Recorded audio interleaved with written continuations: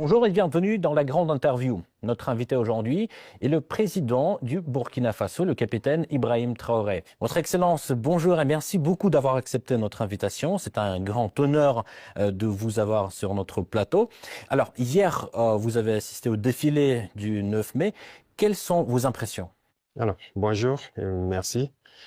Donc, nous sommes là, ici en Russie, pour la commémoration du 80e anniversaire, de la victoire sur le nazisme. Et comme vous l'avez dit hier, on a assisté à la cérémonie, une parade et donc une cérémonie aussi de dépôt de gerbes sur la tombe des soldats inconnus. Je pense que c'est très symbolique. Nous avons appris beaucoup de choses au cours de ce séjour. Ce n'était pas uniquement une fête, mais c'est une célébration de la victoire d'un nouveau monde. Ça a beaucoup de sens pour nous. Mais la qualité du défilé, qu'est-ce que vous en pensez? Oui, c'est comme je le dis, c'était parfait. Parfait, et ça nous a fait apprendre beaucoup de choses. Et quand on fait défiler les engins qui ont gagné la guerre, c'est-à-dire les T-34 jusqu'aux engins modernes, ça nous montre l'évolution technologique de l'armée russe. Et ça nous inspire, nous aussi, à nous mettre au travail pour pouvoir nous développer dans le même sens. Est-ce qu'il y avait certaines choses qui vous ont surpris, par exemple? Surpris, toujours, on est toujours surpris quand on voit l'avancée technologique. Et dernièrement, je pense qu'il y a une nouvelle arme qui a fait son apparition dans l'arsenal militaire russe, Oreshnik, qui nous avons pu voir passer. Et je pense que ça, c'est très significatif. Quelle est la signification de votre présence en tant que chef d'État africain? Car on sait bien que, eh bien, les Africains ont apporté leur contribution à la victoire des Alliés dans la Seconde Guerre mondiale. Bien sûr, c'est comme je l'ai dit, les Africains et les soldats soviétiques ont contribué beaucoup à libérer le monde du nazisme. Et si le monde n'était pas libéré du nazisme, on ne sait pas ce que ça allait devenir. Et en suivant les événements, j'ai vu que la Russie, elle seule, a perdu 1 million de soldats sur le sol européen en combattant. L'Afrique aussi a donné, nos ancêtres ont beaucoup combattu sur le théâtre européen, principalement en France, en Belgique, en Italie, pour libérer le monde du nazisme. Donc c'est une histoire commune que nous partageons. Comment s'est déroulée la rencontre avec le président russe? Alors, pour l'instant, nous avons eu des rencontres brèves et dans quelques temps, nous allons avoir un long entretien et ça se passe très bien et vraiment c'est très courtois, c'est amical, c'est fraternel et c'est tout ce qu'on demande en matière de nouvelles coopérations dans ce monde. Mais comment décririez-vous l'état actuel des relations bilatérales? Les relations se portent très bien et je peux dire que depuis 2 ans maintenant, les relations ont très bien commencé et nous sommes en train d'approfondir les volets défense-sécurité, mais aussi les volets éducation et plus tard les volets commercial et trucs. Donc nous avons échelonné les différents volets pour qu'on puisse échanger beaucoup, partager beaucoup d'expériences parce que nous avons beaucoup aussi à apprendre sur le volet éducation de la Russie, notamment dans les sciences. Notamment dans les sciences, mais dans quel domaine en particulier? Oui, il y a beaucoup de domaines dans les sciences, que ce soit les mathématiques, la physique, la chimie. Ce sont des domaines qui nous intéressent beaucoup, tant sur le développement de notre industrie militaire, mais aussi dans le développement commercial de notre pays, le développement économique de notre pays. Donc ce sont des volets que nous allons chercher à approfondir pour pouvoir mieux nous structurer. Et pensez-vous qu'il y ait une demande au Burkina pour l'enseignement russe? Bien sûr, il y a beaucoup d'étudiants burkinabés déjà ici en Russie, dans des universités. J'en ai croisé ce matin même. Et j'ai même demandé à ce qu'on augmente le nombre d'étudiants ici, que ce soit à travers des bourses russes ou le Burkina qui va payer des bourses pour que ces étudiants viennent. Mais l'objectif pour nous, c'est d'implanter des universités similaires au Burkina. Et comme il y a déjà la maison de la Russie, ça va nous permettre d'aller très vite. D'ailleurs, vous venez de le rappeler, aujourd'hui, vous avez visité l'université russe. Comment s'est déroulée cette visite? Ça s'est très bien déroulé. J'ai eu des échanges fructueux avec le ministre de l'Éducation de la Russie, avec les recteurs et les étudiants, et surtout les étudiants de l'AES qui étudient dans cette université. Et nous avons eu de très bons échanges et on s'est parlé beaucoup de manière scientifique. Voilà. Parlons un tout petit peu de l'économie. Le volume des échanges commerciaux a augmenté de 10 fois en un an. Mais de l'autre côté, ces chiffres-là ne sont pas à la hauteur du dialogue politique. Comment expliquez-vous ce paradoxe? Et surtout, comment booster ces liens dans le domaine du commerce, en fait? Comme je l'ai dit, c'est une nouvelle relation qui commence. Vous savez qu'avec la Russie, depuis les Pourquoi années... nouvelle, excusez-moi? Oui, ça recommence puisqu'il y avait, depuis les années après la mort malheureusement de Sankara, les relations avec la Russie se sont beaucoup estompées. Et là, nous sommes en train de réveiller les relations. L'ambassade s'est installée et les relations commerciales sont aussi au cœur des échanges. Quand je prends, il y a un certain nombre de produits, par exemple burkinabés, qui transitaient par certains pays européens avant d'être vendus en Russie. Aujourd'hui, ces produits sont directement vendus à travers donc, des opérateurs burkinabés et des opérateurs russes. Je parle notamment, quand on prend l'exemple des mangues, les mangues transitaient par des pays européens pour être vendus en Russie. Aujourd'hui, ça se passe directement. Il y a le coton, qui va suivre, il y a beaucoup d'autres produits, le sésame et bien d'autres produits agricoles que nous pourrons échanger directement avec la Russie. Donc, ça ne fait que commencer, ça va s'accroître. Tout à fait. En fait, les prévisions économiques indiquent une croissance de 5,6% en 2025. Alors, quels sont les secteurs clés qui soutiennent cette croissance? Alors, il faut dire que jusqu'aujourd'hui, au Burkina Faso, c'est l'or qui est le premier produit d'exportation. Mais nous avons lancé le moteur de l'agriculture pour d'abord l'autosuffisance, mais aussi pour le commerce extérieur, l'exportation. Et si vous suivez bien, depuis l'année passée, nous avons lancé l'offensive agricole avec une initiative qui soutient l'offensive. L'objectif, c'est de pouvoir accroître notre production agricole de façon significative, s'autosuffire, mais aussi il y a des produits de rente qu'il faille donc vendre à l'extérieur. Et tout ça doit pouvoir soutenir cette croissance et nous espérons être bien au-dessus de ces chiffres-là. Mais comment se déroulent ces réformes, en fait? Il y a beaucoup de choses, ce sont des réformes difficiles. Faut le reconnaître parce qu'il y a un système qui s'est installé, mais c'est pas impossible. Déjà, quand vous regardez notre production céréalière, on a eu une très bonne croissance en 2024. 2025, nous espérons encore faire mieux. Et ce sont des réformes assez courageuses. Quand vous prenez, par exemple, je reste toujours dans l'agriculture, nous avons, par exemple, décidé, à travers l'initiative de l'offensive, de labourer gratuitement les champs de nos paysans. Donc, l'année passée, on l'a fait. Cette année encore, s'il plaît à Dieu au retour, il y a un bon nombre de tracteurs encore qu'on a acquis, qu'on va mettre à la disposition des cellules mécanisées dans les différents départements pour accroître les superficies emblavées.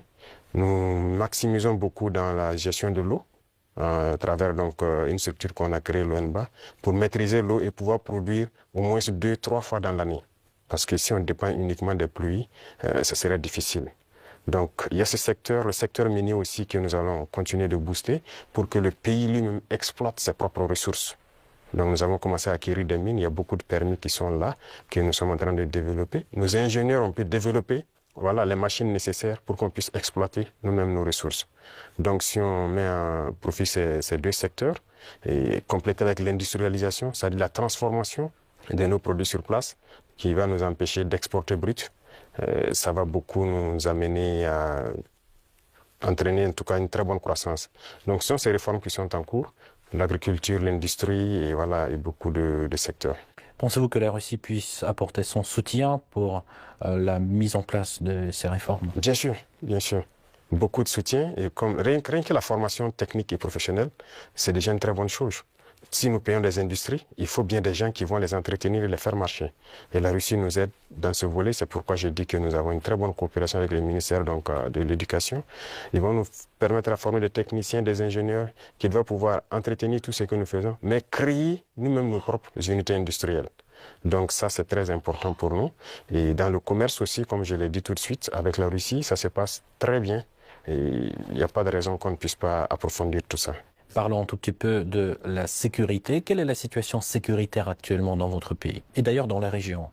Oui, dans la région, comme vous savez, la situation sécuritaire, en tout cas, nous essayons d'évoluer sur les champs de bataille.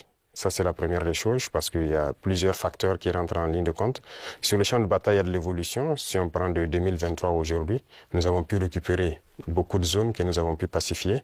N'empêche que l'ennemi se renforce aussi. Il y a beaucoup de combattants étrangers qui rejoignent le rang des terroristes. Est-ce que vous pouvez préciser, vous parlez de quoi? Oui, les terroristes, ils sont renforcés par beaucoup de combattants étrangers qui viennent d'ailleurs, qui ne sont pas en fait, quand je prends le cas de Burkina, il y a beaucoup de criminels qui sont au Burkina mais qui ne sont pas burkinabés. Il y a aussi des formateurs qui viennent de beaucoup de pays pour les apprendre beaucoup de techniques. Mais quel est leur intérêt? Mais ce n'est pas du terrorisme en fait, c'est de l'impérialisme. L'objectif pour eux, c'est de nous maintenir dans une guerre permanente, qu'on ne puisse pas se développer et continuer à piller nos richesses. Et donc, ils ont tout intérêt à amener des spécialistes dans les mines pour poser divers types de mines, des spécialistes en explosifs. Aujourd'hui, les terroristes utilisent des drones pour faire le combat et tout.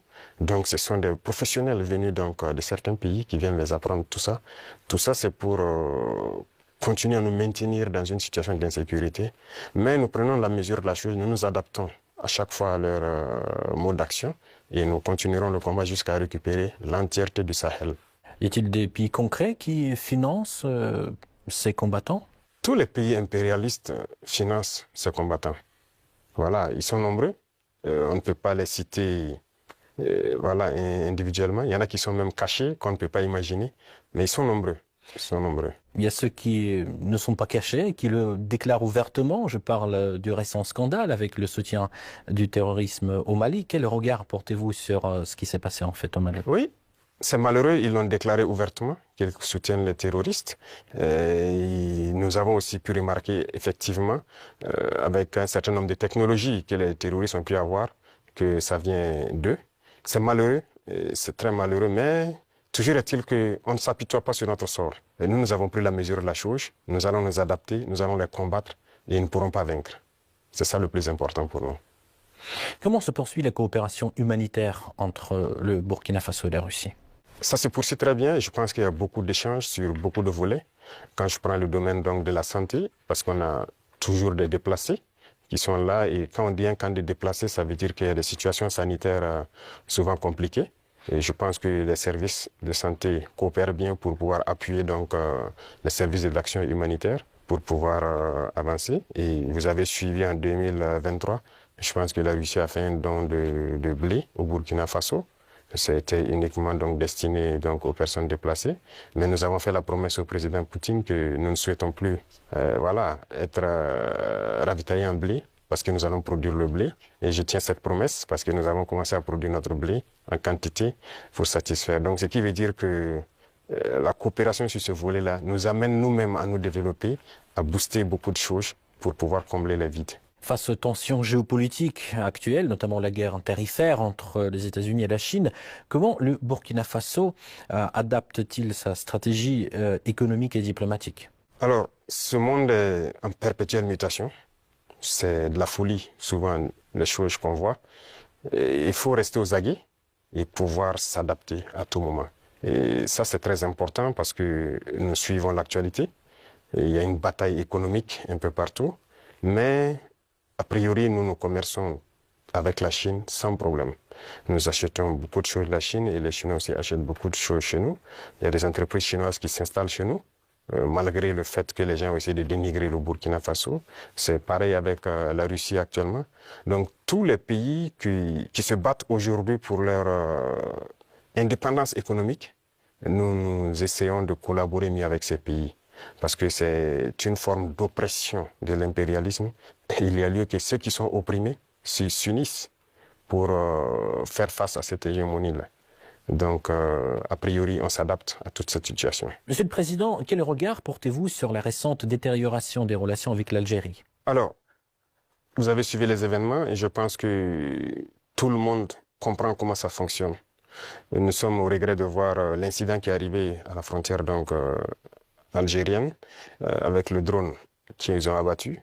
Et il faut le dire clairement, c'est pas amical. C'est pas amical parce que aucun appareil, on n'abat pas un appareil volant comme ça. Lorsque tout le monde connaît le protocole. Donc il n'y a pas à se voiler la face. Si un appareil traverse votre frontière, même s'il rentre sur votre pays, on l'identifie. Les radars permettent de l'identifier. Et on sait il appartient à quel pays. Et il y a les relations diplomatiques pour ça. On contacte l'ambassade, et il y a des attachés de défense, il y a beaucoup de mécanismes. On les contacte et ils peuvent confirmer si c'est leur appareil ou pas, s'il est sur le territoire par, voilà, peut-être qu'il a besoin d'aide ou bien il a perdu voilà, l'orientation et tout ça.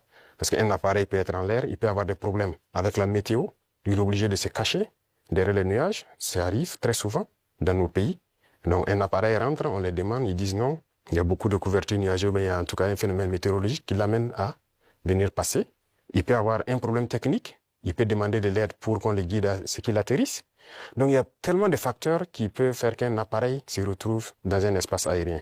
On n'abat pas un appareil systématiquement. Le cas est arrivé avec nous.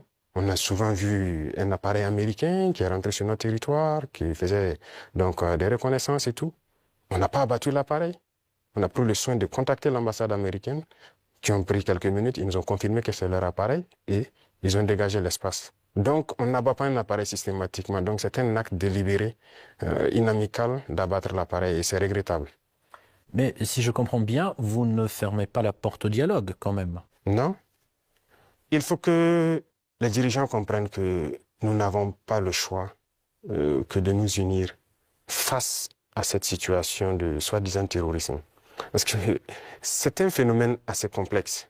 Et je vous dis que le Burkina était assis dans les années 2012 à regarder le Mali. Et on était, quoi, le régime qui était en place était ami avec ces gens-là. Certains vivaient même à Ouagadougou. IAG a vécu à Ouagadougou. C'est la réalité. Mais qu'est-ce qui se passe aujourd'hui? Ils sont retournés contre nous. Ce pas des gens libres. Ils sont manipulés par les impérialistes et les ordres qu'on les donne, ils donnent à leurs criminels sur le terrain, ils le font. Donc, il faut que chacun comprenne qu'on doit s'unir pour faire face. Il n'y a pas de négociation possible avec ces gens-là. Justement, parlons de cette unité, plutôt cette intégration qui se déroule actuellement au sein de l'AES. Où en est-on actuellement? Ça se passe bien, ça évolue. Nous sommes donc dans la Confédération et comme je dis, il y a beaucoup de choses à mettre en place. Voilà. Et il ne faut pas chercher à aller tellement vite et ne pas bien faire. Donc, nous sommes en train d'aller de manière progressive.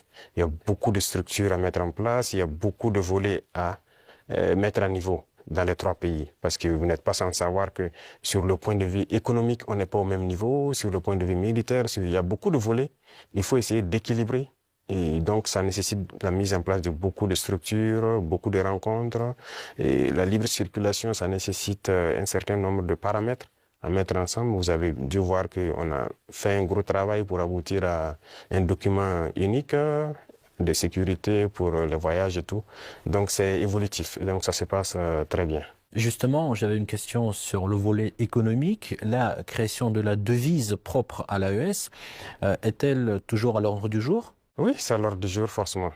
Et donc, le processus continue. Il y a beaucoup de choses, comme dirais-je, beaucoup de billes à caler avant d'y arriver. Mais c'est forcément à l'ordre du jour. Si on parle de souveraineté, forcément, on a besoin de cette souveraineté-là. Voilà, donc c'est impératif. Peut-on s'attendre à l'élargissement de l'AES? Oui, dans le futur.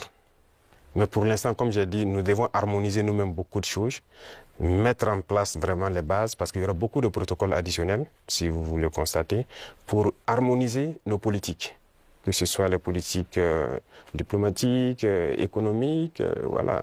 Il y a beaucoup de politiques à harmoniser avant de permettre à ce que quelqu'un puisse s'ajouter.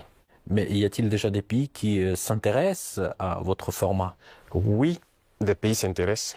Voilà. Ils pourront être peut-être, je ne sais pas, pour l'instant, le président de la fédération, c'est le président malien. Il pourra donner son avis sur la question, mais il y a des pays qui s'intéressent, oui. Comment vous expliquez la baisse de l'influence française dans la région? Pas uniquement dans le Sahel, mais aussi dans l'Afrique de l'Ouest, par exemple. Je pense que c'est eux-mêmes qui ont contribué à baisser leur influence. Parce qu'ils ont une conception paternaliste voilà, de nos relations. Et vous voyez, quand vous prenez tout de suite tout ce qu'on fait, tout ce qu'on prend comme initiative, eh bien, c'est la Russie. Et quelqu'un parle, ils sont influencés par la Russie. Tout ce qui se passe, c'est la Russie. Pourquoi ils ont les yeux fermés comme ça? Donc l'Africain n'est pas capable de développer quelque chose. L'Africain n'est pas capable d'inventer, d'innover, de prendre des initiatives. C'est ça que nous combattons. Et tant qu'ils vont continuer de voir l'Africain comme ça, comme un sous-homme qui n'est pas capable de réfléchir, qui n'est pas capable d'innover, capable d'inventer, on ne pourra jamais être amis. Les époques ont changé. Donc c'est la vision même qu'ils ont du noir. Il faut qu'ils arrêtent ça. Parce qu'en nous traitant comme ça, c'est comme s'ils voient le noir comme un sous-homme. Et là, c'est dangereux. Il faut qu'ils changent de langage. Mais en quoi ça se voit, cette attitude? Et regardez dans leurs discours. Regardez dans leurs discours. Même le président français, toujours dans ses discours, les jeunes Africains sont influencés par la Russie. Il le dit. Les médias occidentaux, vous les écoutez souvent. Ils ne passent leur temps qu'à mentir. Et regardez aujourd'hui l'AES qui est un modèle qui est en train de se dessiner. Ils ne peuvent pas se lever du matin au soir sans parler du Burkina ou parler de l'AES. C'est impossible pour eux. Et chaque fois, ils cherchent à envoyer des informations pour diviser, pour manipuler la jeunesse. Mais ça ne passe plus. Je pense que les gens sont assez conscients, les gens ont l'œil ouvert. Et vous tous, vous êtes victimes de ces gens-là, la communication. Ce qu'ils font, ce qu'ils disent sur la Russie et tout, on le sait. Jusqu'aujourd'hui, il y a des jeunes Africains qui ont les yeux toujours fermés, qui croient à leurs mensonges. Le récit de la Seconde Guerre mondiale. J'écoutais la dernière fois, quelqu'un disait que à la fin de la guerre, dans les 10 années qui ont suivi, si on demandait en Europe qui a gagné la guerre, les gens disaient c'est la Russie. Mais aujourd'hui, si vous demandez en Europe qui a gagné la guerre, ils vont dire que ce sont les Occidentaux. Par la communication, ils ont réussi à renverser l'histoire. Et l'histoire africaine aussi, ils ont tout manigancé pour faire passer les mensonges. Et ça fait que les jeunes Africains, certains ne connaissent même pas l'histoire de l'Afrique. Qu'est-ce que l'Afrique a fait? Certains ne savent même pas que nos grands-parents ont combattu, ont été mis à l'avant comme chair à canon. Et au retour, ils les ont tués comme des animaux. Est-ce que les gens savent que quand la France expérimentait sa première bombe atomique, ce sont des soldats noirs qu'ils ont mis à côté dans le rayon létal pour voir l'effet que ça fait? Sortons les archives. Tout ce qu'ils ont utilisé contre l'Afrique, c'est terrible. Donc il y a tout ça qu'il faut communiquer pour que les jeunes Africains comprennent, parce qu'il y a beaucoup encore endormis qui continuent de communiquer pour les impérialistes. Ce qu'ils leur disent de dire, ils le font. Peut-être parce que, voilà, ils leur donnent quelque chose, je ne sais pas. Mais l'Africain doit comprendre son histoire, se réveiller. Et donc c'est notre combat aussi comme ça. Quel est le rôle des médias dans ce combat, selon vous? Médias indépendants? De chez nous, vous voulez dire? Les médias devraient beaucoup participer à nous aider. Mais vous voyez que nos médias, même, il y a certains médias qui sont des médias impérialistes. Ils ne sont assis que lorsque les médias européens, lorsqu'ils disent quelque chose, et ils reprennent. Et ils accentuent. Il y a plein de médias dans nos pays qui combattent même les régimes comme notre régime.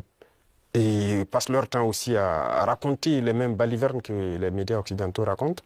Mais c'est honteux. Si des Africains se comportent comme ça, c'est très honteux. J'imagine qu'il doit avoir honte de se regarder à la glace le soir. Si tu es payé pour raconter des mensonges sur le noir, c'est très grave. Donc, on est en train de conscientiser. Au Burkina Faso, si vous voyez, actuellement, beaucoup de médias accompagnent la dynamique, participent à conscientiser la jeunesse à travers des débats et tout. Donc, c'est ce que nous souhaitons vraiment pour les médias. Pensez-vous que notre média puisse aussi jouer son rôle dans ce combat? Bien sûr, beaucoup. Il faut jouer un rôle très important parce que, vous savez, je l'ai dit en 2023 à Saint-Pétersbourg et je le répète encore aujourd'hui, la Russie a contribué à sauver le monde. L'Afrique a contribué à sauver le monde. Il faut le dire. Il faut que les jeunes le comprennent. Que tout ce qui se raconte dans les films Hollywood, c'est faux. Ce n'est que du mensonge. C'est la même chose. La guerre du Vietnam. Aujourd'hui, on voit, l'histoire est tronquée. Mais il faut communiquer. Vous voyez, moi, ils n'aiment pas que je parle.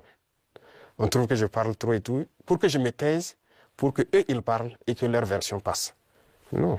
Moi, mon plus grand regret, c'est d'avoir passé une bonne partie de ma jeunesse à écouter des radios comme RFI, France 24. J'ai été dans des pays où ces radios étaient fermées. Mais on prenait des applications, on enregistre leur journal pour écouter.